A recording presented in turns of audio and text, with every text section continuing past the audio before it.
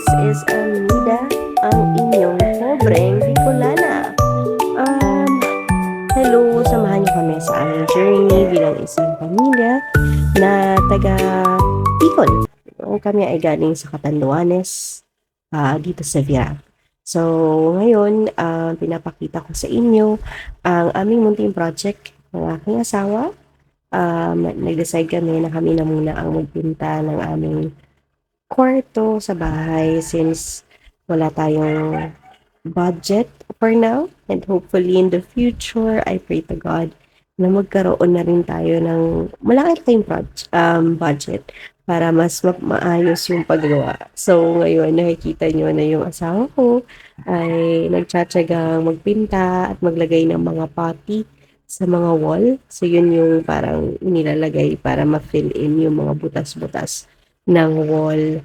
So, ayan, siguro mga isa't kalahating araw din namin ginawa ang pagpipinta. Pagtapos ng pagpipinta at pagkis-kis ng mga walls na to dito sa aming kwarto. So, ayan, as you can see, ubos na yung pintura at dahil tayo ay isang madiscarding nanay, so lahat ng pintura ay ating sisimutin at sisiguraduhin na nakalagay ito doon sa lahat ng mga sulok-sulok, sa lahat ng mga surfaces ng ating wall.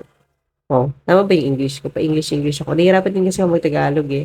Anyway, ayan. So, primer pa lang yan. So, I think mga 2 coatings pa lang ginagawa namin. And yes po, parang halos isa't kalahating araw na namin ginagawa lahat ng ito. Hindi po madali ang pagpipinda. So, kudos po sa lahat ng ating mga pintor na kababayan. At yan, bilang parte ng kanyang pag-unwind at pagpapalipas oras at pagpapahinga, nagko-computer ang aking asawa. Ito po yung aming sala at kusina. As you can see, ang dami pa rin dapat gawin. At yan po yung mga pinagtatanggal namin doon sa wall na dati namin inilagay. Ikukwento ko sa inyo sa susunod kung bakit. Anyway, ito po sa labas ng aming bahay.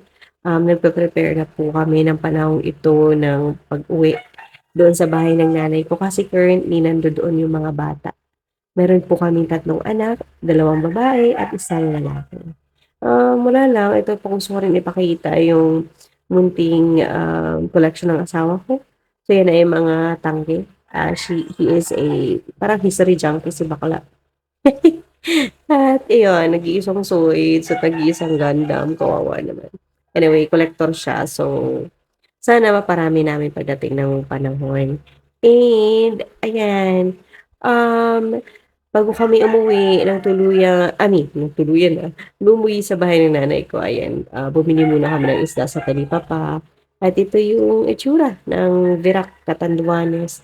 Kapag gabi, medyo halos wala na po talagang tao. So, by 8 or 9 o'clock, usually natutulog na yung mga tao. So, ito pag-uwi ko pagluto na si mama. Oh, thank you so much, moms, for the food. At yung ice cream, pasalubong namin. Ayan yung anak ko, yung naka-blue yung panganay.